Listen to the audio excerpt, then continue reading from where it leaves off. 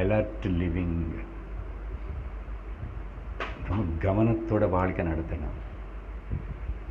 ஒரு மனிதனை கவனத்தோட வாழ்க்கை நடத்துகிறாருன்னு சொல்கிறதுக்கு சின்ன எக்ஸாம்பிள், அந்த மனுஷன் அங்கே செருப்பு விடுற விதானம் பார்த்து சொல்லலாம்.